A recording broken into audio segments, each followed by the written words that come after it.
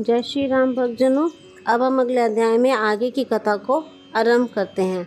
अगणित सूर्य, चंद्रमा, शिव, ब्रह्मा, बहुत से पर्वत, नदियाँ, समुद्र, पृथ्वी, वन, काल, कर्म, गुण, ज्ञान और स्वभाव देखे और वे पदार्थ भी देखे जो कभी सुने भी ना थे।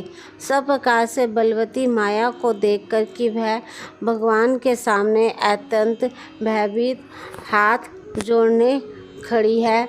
जीव को देखा जिसे वह माया नचाती है और फिर भक्ति को देखा जो उस जीव को माया से छुड़ा देती है। माता का शरीर पुलकित हो गया, मुख से वचन नहीं निकलता। तब आंखें मूंदकर उसने श्री रामचंद्र जी के चरणों में सिर नवाया। माता को आश्चर्यचकित देखकर खर के शत्रु श्री राम जी फिर बाल रूप हो गए। माता से स्तुति भी नहीं की जाती। वह डर गई कि मैंने जगत पिता परमात्मा को पुत्र करके जाना। श्री हरि ने माता को बहुत प्रकार से समझाया और कहा, हे माता कौशल्या जी बार बार हाथ जोड़कर विनय करती हैं कि हे प्रभु, मुझे आपकी माया अब कभी ना व्यापे। भगवान ने बहुत प्रकार से बाल लीलाएं की और अपने सेवकों को अत्यंत आनंद दिया। कुछ समय बीतने पर चारों भाई बड़े होकर कुटुंबियों को सुख देने वाले हुए। तब गुरु जी ने जाकर चूड़ा कर्म संस्कार किया। ब्राह्मणों ने फिर बहुत सी दक्षिणा पाई। चारों सुंदर राजकुमार बड़े ही मनोहर अपार चरित्र करते फिरते हैं।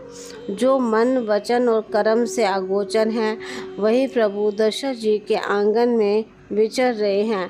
भोजन करने के समय जब राजा बुलाते हैं तब वे अपने बाल सखाओं के समाज को छोड़कर नहीं आते।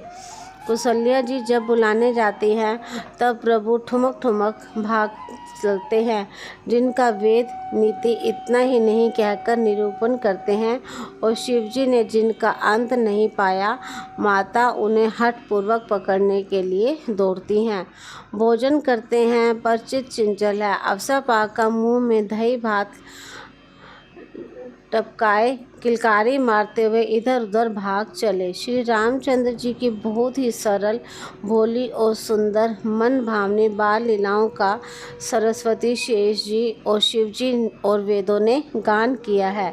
जिनका मन इन लीलाओं में अनुरक्त नहीं हुआ, विधाता ने उन मनुष्यों को वंचित कर दिया, नितांत भाग्यहीन बनाया।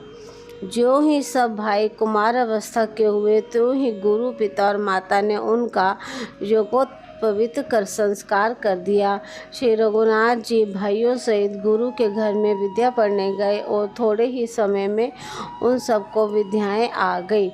चारों वेद जिनके स्वाभाविक श्वास हैं वे भगवान पढ़े और यह बड़ा कौतुक अचरज है। चारों भाई विद्या, विनय, गुण और शील में बड़े ही निपुण हैं और सब राजाओं की लीलाओं के ही खेल खेलते हैं। हाथ में बाण और धनुष बहुत ही शोभा देते हैं। रूप देखते ही चराचर जड़ चेतन मोहित हो जाते हैं।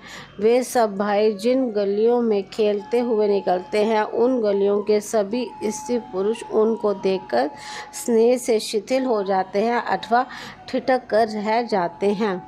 कौशलपुर के रहने वाले स्त्री पुरुष बूढ़े और बालक सभी को कृपालु श्री रामचंद्र जी प्राणों से भी बढ़कर प्रिय लगते हैं। श्री रामचंद्र जी भाइयों और इष्ट मित्रों को बुलाकर साथ ले लेते हैं और नित्य वन में जाकर शिकार खेलते हैं। मन में पवित्र समझकर मृगों को मारते हैं और प्रतिदिन लाकर राजा दशरथ जी को दिखलाते हैं। जो मृग श्री राम जी के बाण से मारे जाते थे वे शरीर छोड़कर देवलोक को चले जाते थे। श्री रामचंद्र जी अपने छोटे भाइयों और सखाओं के साथ भोजन करते हैं और माता पिता की आज्ञा का पालन करते हैं। जिस प्रकार नगर के लोग सुखी हों, कृपा निधान श्री रामचंद्र जी वही संयोग लीला करते हैं और वे मन लगाकर वेद पुराण सुनते हैं और फिर स्वयं छोटे भाइयों को समझाकर कहते हैं।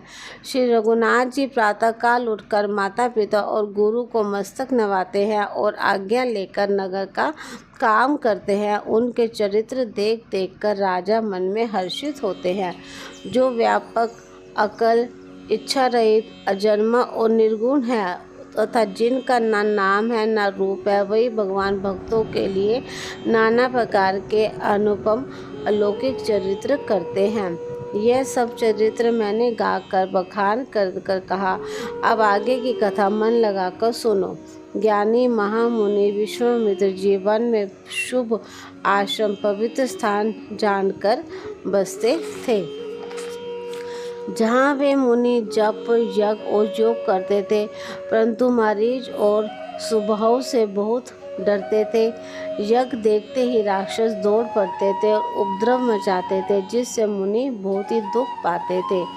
गाधी के पुत्र विश्वामित्र जी के मन में चिंता छा गई कि यह पापी राक्षस भगवान के मारे बिना ना मरेंगे। तब श्रेष्ठ मुनि ने मन में विचार किया कि प्रभु ने पृथ्वी का भार हरने के लिए ही अवतार लिया है, इसी बहाने जाकर मैं उनके चरणों का दर्शन करूं और विनती करके दोनों भाइयों को ले आऊं।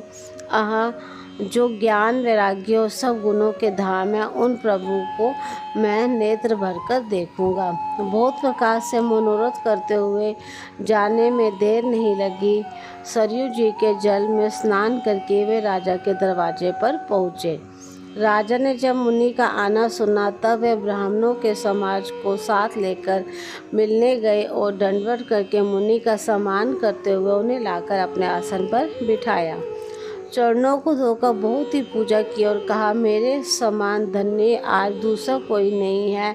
कि फिर अनेक प्रकार के भोजन करवाए, जिससे श्रेष्ठ मुनि ने अपने हृदय में बहुत ही हर्ष प्राप्त किया।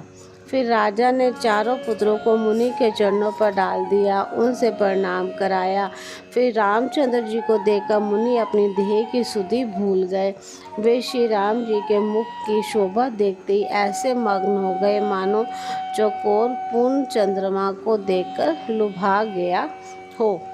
तब राजा ने मन में हर्षित होकर ये वचन कहे कि हे मुनि, इस प्रकार कृपा तो आपने कभी नहीं की। आज किस कारण से आपका शुभ आगमन हुआ, कहिए, मैं उसे पूरा करने में देर नहीं लगाऊंगा।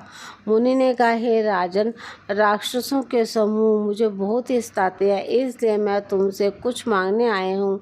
छोटे भाई सहित श्री रघुनाथ जी को मुझे दे दो। राक्षसों के मारे जाने पर मैं सनात सुरक्षित हो जाऊंगा।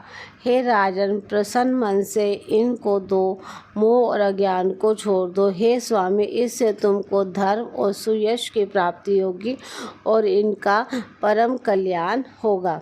इस अत्यंत अप्रिय वाणी को सुनकर राजा का हृदय कांप उठा और उनके मुख की कांति फीकी पड़ गई और उन्होंने कहा कि हे ब्राह्मण, मैंने चौथेपन में 4 पुत्र पाए हैं, आपने विचार कर बात नहीं कही। हे मुनि, आप पृथ्वी, गो, धन और खजाना मांग लीजिए, मैं आज बड़े हर्ष के साथ अपना सर्वस्व दे दूंगा। देह और प्राण से अधिक प्यारा कुछ भी नहीं हो सकता, तो मैं उसे भी एक पल में दे दूंगा। सभी पुत्र मुझे प्राणों के समान प्यारे हैं, उनमें भी हे प्रभु, राम को तो किसी प्रकार भी देते नहीं बनता। कहाँ अत्यंत डरावने और क्रूर राक्षसों, कहाँ परम किशोर अवस्था के बिल्कुल सुकुमार मेरे सुंदर पुत्र। प्रेम रस में सन्नी हुई राजा की वाणी सुनकर ज्ञानी मुनि विश्वामित्र जी ने हृदय में बड़ा ही हर्ष माना। तब वशिष्ठ जी ने राजा को बहुत प्रकार से समझाया, जिससे राजा का संदेह नाश को प्राप्त हुआ। राजा ने बड़े ही आदर से दोनों पुत्रों को बुलाया और हृदय से लगाकर बहुत प्रकार से उन्हें शिक्षा दी। फिर कहा, हे नाथ, यह दोनों पुत्र मेरे प्राण हैं। हे मुनि, अब आप ही इनके पिता हैं और दूसरा कोई नहीं। राजा ने बहुत प्रकार से आशीर्वाद देकर पुत्रों को ऋषि के हवाले कर दिया। फिर प्रभु माता के महल में गए और उनके चरणों में सिर नवाकर चले। जय श्री राम भक्तजनों, अब हम कथा को यहीं विश्राम देते हैं। अगले अध्याय में हम आगे की कथा को आरंभ करेंगे। जय श्री राम।